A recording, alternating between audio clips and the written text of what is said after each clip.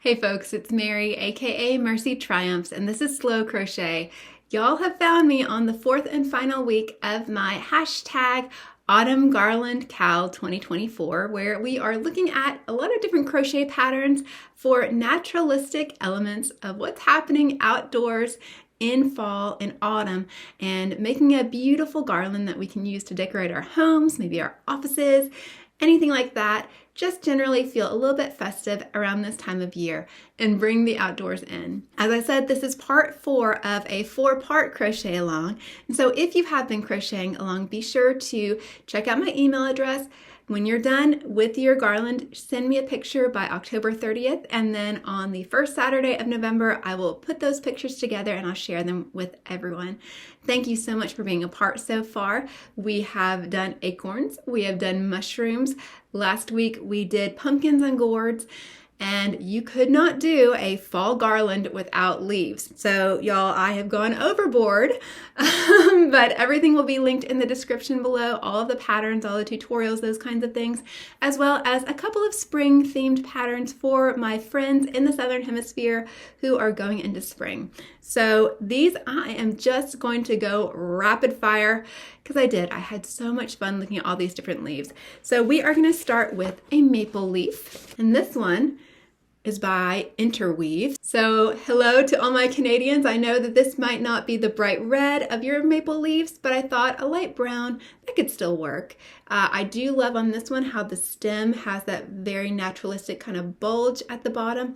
And I think I might have gotten a little confused with the pattern. I didn't quite get the little points down here as nice as I wanted them, but I do really like how the veins show up, and I think that it's a very effective interpretation of a maple leaf. Next we have an oak leaf by In the Yarn Garden. I think this one is lovely. I've made several of these in the past, and I think that they're just a wonderful representation of those beautiful oak leaves. They turn all kinds of different colors. I'll have to put this alongside an acorn when I put my garland together. I am not sure what kind of tree you would find this on, but this is the Curvy Leaf by Carrie Sanders. Very, very sweet. It would be very easy to make several of these.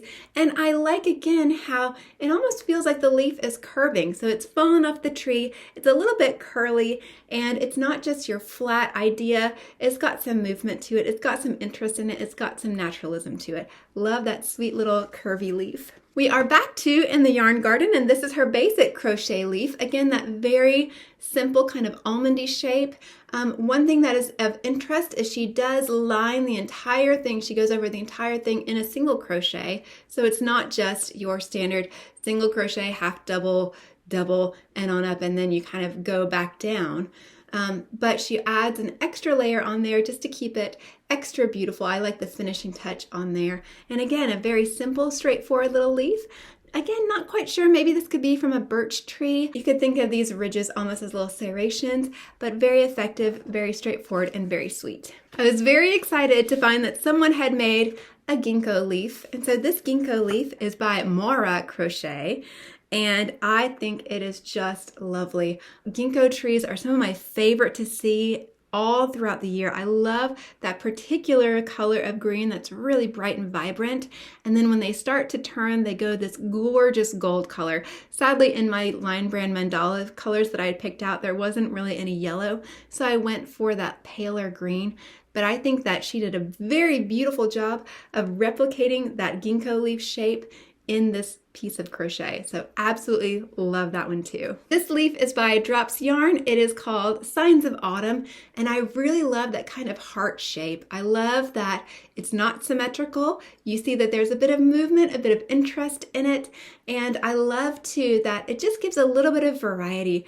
You know, it's very easy to think of leaves as all a unified thing, but there's so much variation there. And what I love about making them in crochet is every little uniqueness really does reflect nature and the natural world. So beautiful, beautiful leaf there. And last but not least, I am returning to my crochet shop. She did an autumn garland, and there are a couple of leaves in there. And so I just wanted to feature those really quickly here. There are 2 different leaves, and they are very, very sweet. I love how serrated the edges are, and I also love how interesting they are to kind of go up the middle and show some of the veins here on the sides. One of them I think is meant to be more of a maple leaf, and the other something else. I can't remember off the top of my head. Maybe I'll put it down here if I think of it. So I really appreciate that those patterns were made available to us so we could pick and choose different elements to put in our autumn garlands. Y'all, that is it for me. Those are all of the elements of my garland. Now what I'm gonna do is figure out how I want to lay these out and put them together, and I will do that now.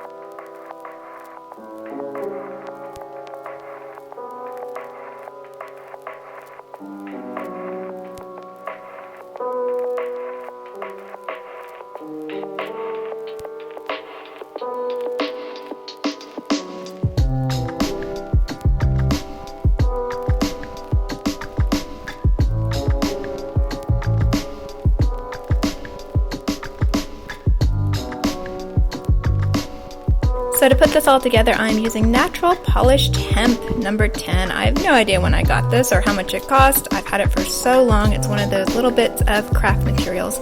Still have it attached to the ball here, but I am just using my yarn needle if I need to go through the tops of my crochet elements, and then I'm going through 2 of the buttonholes there. And I have them all really closely clustered together right here, but I will spread them out in a little bit once I have them all there, and I'll make sure that I have plenty of length at that point. Yarn needle is there to get me through the crochet bits, but otherwise I can just poke it through these holes. Okay, so here is my end. There's my little tail. All I'm gonna do is fold this over and kind of tie that off so I have a little loop to hang it on, and then I will go back, I'll pull out a length of this, and I will stretch this out the way I want it to be.